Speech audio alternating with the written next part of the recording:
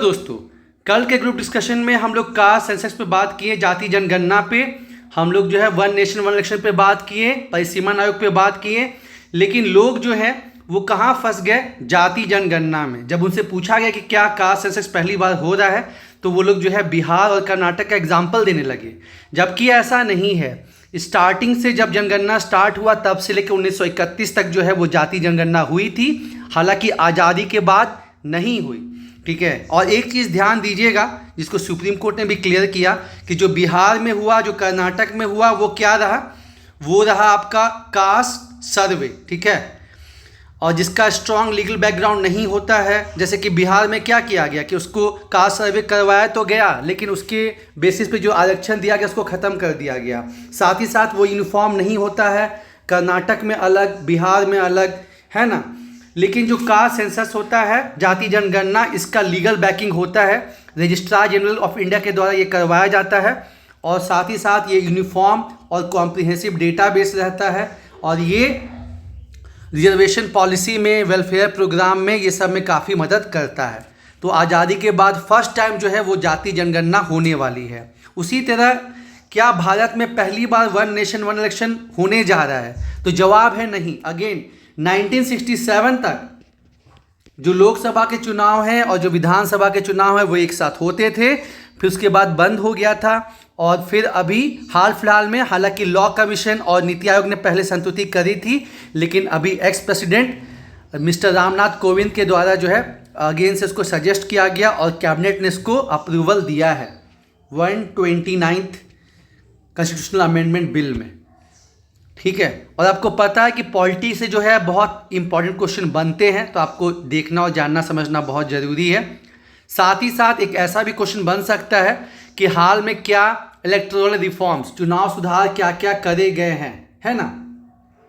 तो एक तो आपका बहुत बड़ा है नारी शक्ति वंदना अधिनियम 106th अमेंडमेंट से, जिससे जो है पार्लियामेंट में 33% और स्टेट विधानसभा में जो है आपका 33% आरक्षण। साथ ही साथ जो है एक दो नया आर्टिकल इंसर्ट किया गया है, आर्टिकल 330A और आर्टिकल 332A, और ये कब तक रहेगा? Last for 15 years. एक तो ये हो गया नारी शक्ति वंदना अधिनियम।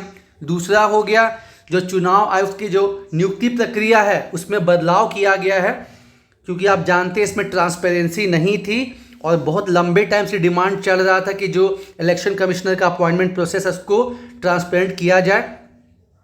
तो सर्च कमेटी, जिसको लॉ मिनिस्टर हेड करेंगे, वो 5 सदस्यों का नाम जो है वो भेजेंगे सिलेक्शन कमेटी के पास। सिलेक्शन कमेटी जिसको हेड प्रधानमंत्री करेंगे, लीडर ऑफ अपोजिशन लोकसभा के और कैबिनेट मिनिस्टर, ये तीनों मिलके जो है फिर फाइनली सेलेक्ट करेंगे। ठीक है। तो इसको आपको ध्यान में रखना है। और वन नेशन वन इलेक्शन को कैबिनेट ने अप्रूवल दिया है, लेकिन अभी इसको पार्लियामेंट से पास होना बाकी है। तो ये 3 हाल के जो है इलेक्टोरल रिफॉर्म्स हैं। साथ ही साथ और क्या कि जो एक इलेक्टोरल बॉन्ड था जिसमें पारदर्शिता नहीं थी, उसको सुप्रीम कोर्ट ने क्वैश कर दिया है। बहुत करप्शन उसके चलते हो रहा था, ट्रांसपेरेंसी नहीं थी, तो जो इलेक्टोरल बॉन्ड है उसको मतलब ख़त्म कर दिया गया है। तो ये 3-4 ऐसे चुनावी सुधार हैं जिस पे अभी हाल फिलहाल में काम करा गया है दोस्तों, तो ये आपको ध्यान में रखना है।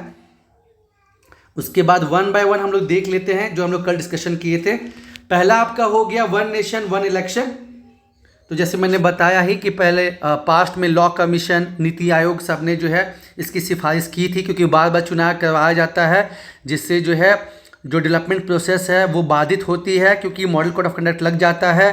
जो सिक्योरिटी फोर्सेज हैं उनको बार बार इधर से उधर करना पड़ता है गवर्नमेंट एम्प्लॉय को, और इससे बहुत ज़्यादा खर्च भी होता है।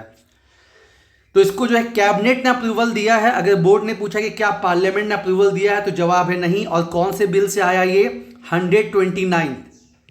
हालांकि जो मिस्टर रामनाथ कोविंद ने जो रिकमेंडेशन दिया उसमें लोकसभा विधानसभा का चुनाव साथ में कराने की बात कही गई है। उसके 100 दिन के अंदर जो है आपको पंचायत चुनाव और नगर निकाय का चुनाव, लेकिन जो ये बिल है उसमें ये शामिल नहीं है। ठीक है। तो प्रॉस आप क्या समझ सकते हैं, पूछा जा सकता है कि क्या फ़ायदा है?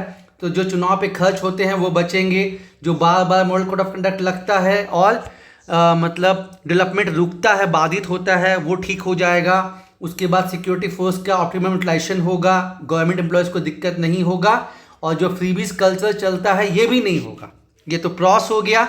कॉन्स की बात करें तो अभी इसमें संविधान संशोधन करना होगा, आर्टिकल 83, आर्टिकल 172, 327 नए प्रोविजन ऐड करने होंगे।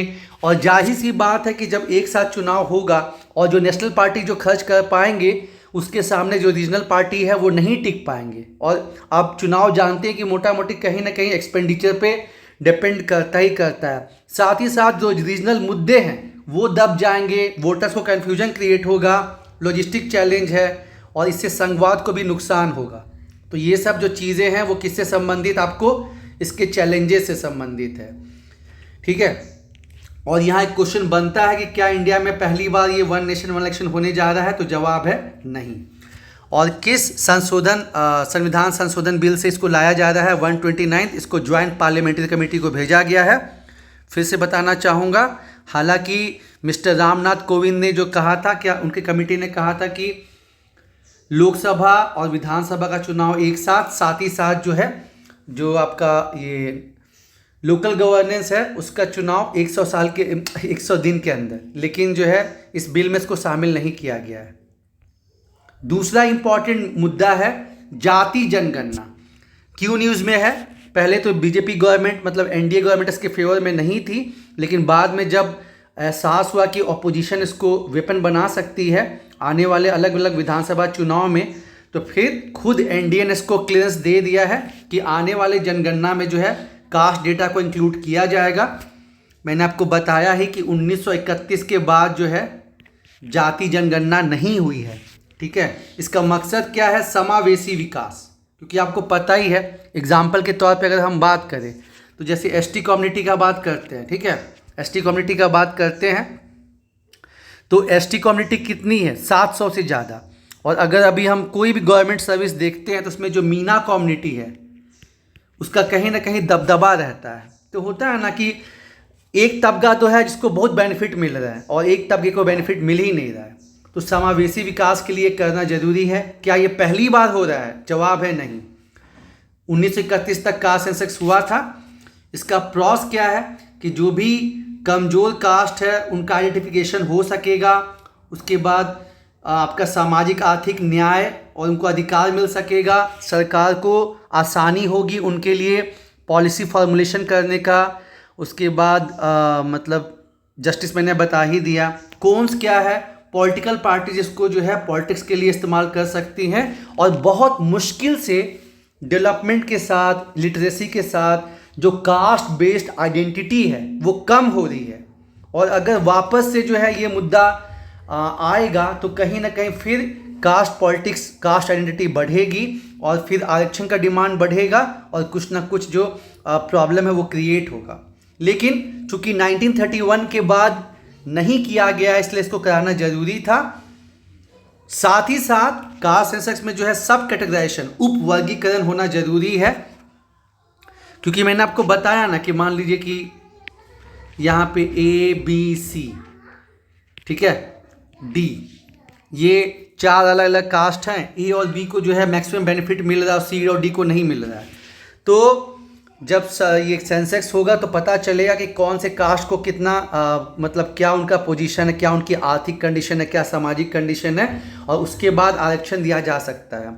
2024 में सुप्रीम कोर्ट ने एक बहुत लैंडमार्क डिसीजन दिया कि शेड्यूल कास्ट और शेड्यूल ट्राइब का भी जो है सब कैटेगराइजेशन, उप वर्गीकरण होना चाहिए जो उनको आरक्षण दिया जाता है। और तेलंगाना पहला ऐसा राज्य बन गया है जिसने अपने यहाँ शेड्यूल कास्ट में सब कैटेगराइजेशन, 3 अलग अलग कैटेगरी बना के जो है सब कैटेगराइजेशन करा है, उप वर्गीकरण। तो इस पर क्वेश्चन पूछा जा सकता है, इसको आपको ध्यान में रखना है। आपको ये भी कहना है कि ठीक है कास्ट सेंसस तो होना चाहिए, जाति जनगणना, लेकिन साथ ही साथ फिर गवर्नमेंट को सब कैटेगराइजेशन भी करना चाहिए ताकि सबका साथ सबका विकास हो सके और समावेशी विकास हो सके। और एक मुद्दा जो बहुत इंपॉर्टेंट है, काफ़ी ज़्यादा न्यूज़ में है, वो है परिसीमन आयोग, जिसका जिक्र आर्टिकल 82, आर्टिकल 170 में है। पूछा जा सकता है क्यों चर्चा में है, क्यों ज़रूरी है। तो जैसे कि आपको पता है कि टाइम टू टाइम, जैसे अभी इंडिया में क्या होता है, इनडायरेक्ट डेमोक्रेसी है ना, हमारा जो है रिप्रेजेंटेशन हमारे एमएलए एमपी करते हैं। तो समय समय के साथ पॉपुलेशन बढ़ता है और फिर सीटों को भी बढ़ाने की ज़रूरत है। जैसे अभी 543 सीट्स हैं, तो अब ये काफ़ी आउटडेटेड हो गया है ना। 2002 में ही जो है सीट को फ्रीज कर दिया गया था और उसके बाद पॉपुलेशन काफ़ी बढ़ा है। अभी लगभग 10 लाख की आबादी पे जो है एक एमपी मतलब है। तो ये जब इसको चेंज होगा तो ये लगभग बढ़ के 750-800 हो जाएगा। तो ये होता क्या, पहले आपको बताना है कि process of redrawing parliamentary and assembly constituencies based on population after each census. देखिए यहाँ पे आपको क्या ध्यान देना है दोस्तों, शब्दों का चुनाव अच्छे तरीके से करना है, बहुत बढ़िया तरीके से करना है। और देखिए वो कहते हैं कि नॉलेज का टेस्ट नहीं होता, लेकिन आप मेंस क्वालिफाई करे हैं, आपको कहीं ना कहीं तो अपने नॉलेज को थोड़ा दिखाना ही ना होगा। ऐसा नहीं है कि आप कोई लेमैन है, तो आपको बोलना होगा एप्रोप्रिएट शब्दों का इस्तेमाल करके, तो बात बनेगी।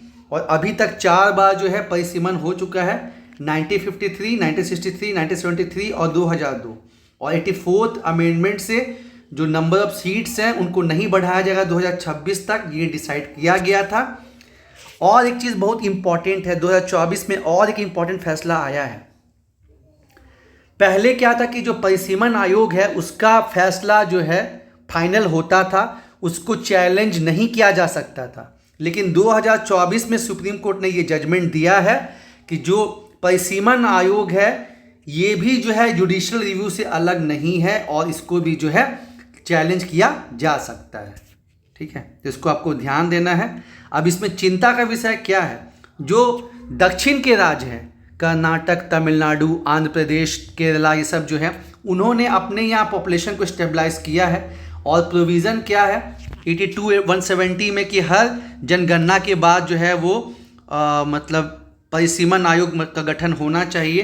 तो अब सदर्न स्टेट्स को ये लग रहा है कि चूंकि उन्होंने पॉपुलेशन को स्टेबलाइज किया है और जबकि नॉर्दर्न स्टेट्स में ऐसा नहीं है, तो उनको कहीं ना कहीं घाटा होगा नॉर्दर्न स्टेट्स के कंपैरिजन में। साथ ही साथ अगर हम झारखंड की बात करें तो देख रहे हैं कि जब 1931 में ट्राइबल पॉपुलेशन कितना था 51%, जो कि 2011 में घट के 26% हो गया है।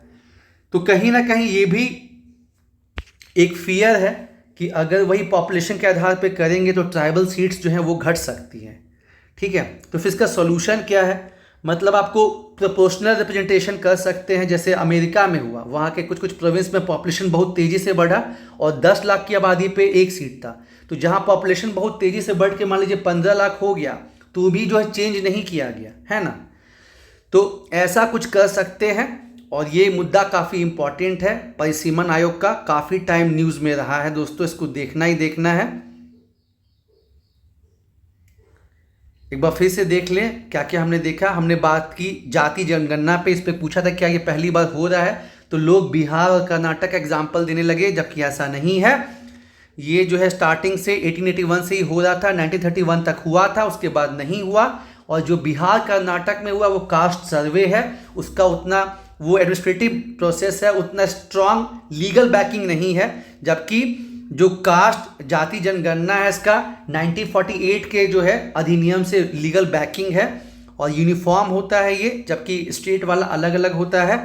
और प्लस ये ज़्यादा पूरे इंडिया में लागू होगा, plus influence reservation policy, welfare program, ये सब आपको जानना है। और फिर हमने क्या डिस्कस किया, हमने डिस्कस किया 1 नेशन 1 इलेक्शन, उसके प्रावधान को देखा, 129 संविधान संशोधन बिल के बारे में बात की, प्रॉस को देखा, कॉन्स को देखा, क्या पॉजिटिव है क्या नेगेटिव है, और ये बात की कि पहले भी इंडिया में 1967 तक होता रहता था। फिर जाति जनगणना की हमने बात की, समावेशी विकास के लिए ज़रूरी है, क्योंकि आरक्षण तो मिलता है ऐसा नहीं है, लेकिन मैंने वही कहा कि ABCD है, तो A और B को ही मैक्सिमम आरक्षण मिल रहा है, D को उतना नहीं मिल रहा, C को उतना नहीं मिल रहा है, तो ये करना ज़रूरी है। और तेलंगाना ऐसा पहले राज्य हुआ है जिसने अपने यहाँ उपवर्गीकरण किया है। 2024 ने सुप्रीम कोर्ट का बहुत लैंडमार्क डिसीजन था कि आरक्षण तो मिलता है, लेकिन एक कम्युनिटी है शेड्यूल कास्ट के अंदर, शेड्यूल ट्राइब के अंदर, जिसको जो है राइट्स नहीं मिल रहा है, उनको बेनिफिट नहीं मिल रहा है, तो उपवर्गीकरण होना चाहिए। उसके बाद हमने परिसीमन आयोग का बात किया। पहले परिसीमन आयोग का डिसीजन चेंज नहीं मतलब उसको चैलेंज नहीं किया जा सकता था, बदला नहीं जा सकता था, लेकिन 2024 में सुप्रीम कोर्ट ने कहा कि कोई भी चीज़ जो भारत में है वो न्यायिक पूर्वालोकन से बाहर नहीं है, तो ये हो सकता है। ठीक है। और बाकी हमने यहाँ चुनाव सुधार का बात किया कि हाल फिलहाल में क्या 4 चुनाव सुधार हुए। तो एक नारी शक्ति वंदना अधिनियम, जिससे महिलाओं के लिए 33% सीट आरक्षित किए गए पार्लियामेंट में और विधानसभा में। 2 नए आर्टिकल इंसर्ट किए गए और ये 15 साल तक स्टार्टिंग में रहेगा। कौन सा अमेंडमेंट? 106 अमेंडमेंट। ठीक है।